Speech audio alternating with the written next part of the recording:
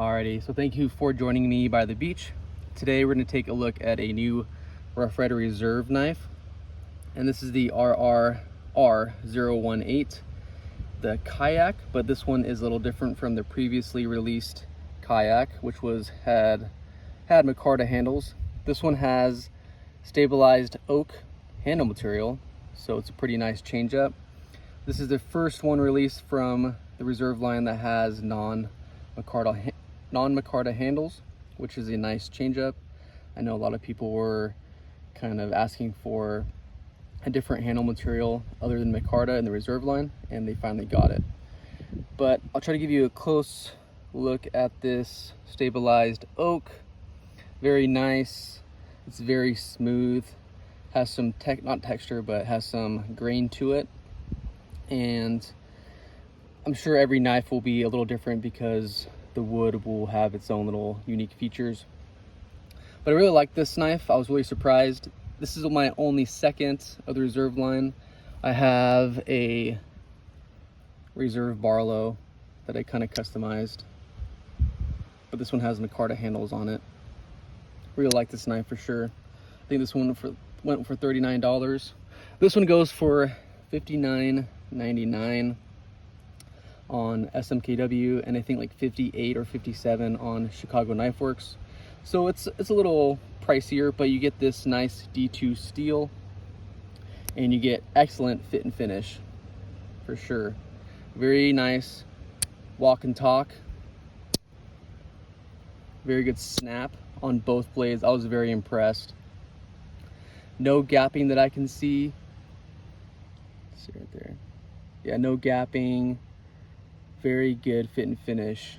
I would put this on par with I'm gonna say a GC. I only had 2 GCs, but I think it's pretty dang good.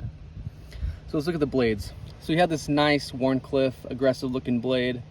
Very, very cool looking in my opinion. Got the RRR little stamp on that blade. No stamp on the other side, but very sharp. This thing came hair popping sharp.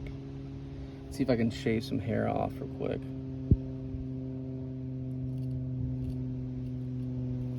Yep, it's taking the hair right off. It's kind of gross, but and that goes for the second blade too. SMKW calls this one a sheep's foot. Kind of looks more like a reverse tanto or like a very aggressive sheep's foot.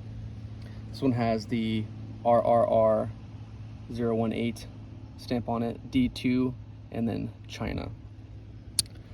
So for $59, it's up to you if it's worth it.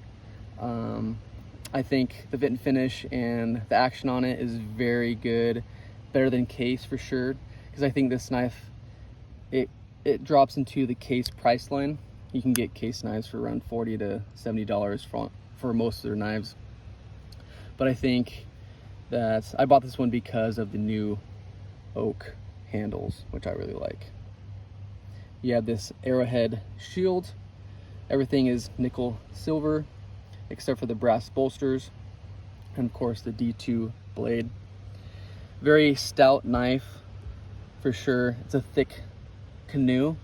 I only have 2 other canoes in my collection right now, and I'll show you them. Give you a quick comparison just to show you how thick this knife is. So this one is a case. You can see the Rough Rider is a lot more thicker, but pretty much same size as far as length closed.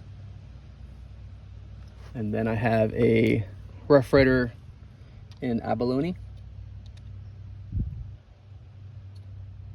Pretty much same size closed, but like I stated before, the Rough Rider Reserve is a lot thicker.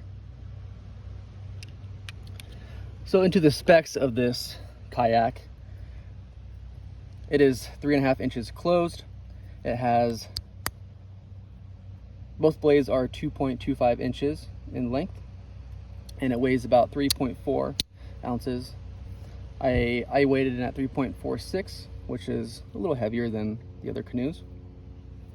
But again, This action is to die for. Really good, in my opinion. I think I'm gonna carry this one to Chile. I'm going to Chile next week, and I think this will be my main carry knife. Give you a quick overlook. And it came in the standard Ryder Reserve box and tube with that cloth. So nothing really special about the packaging.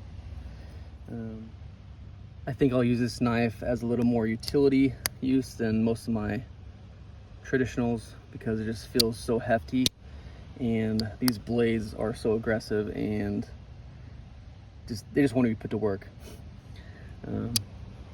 And the D2 steel will obviously hold an edge, and it's a good working steel for sure. I'm not a big steel guy, so I'm not really into like the newer high tactical steels, you know.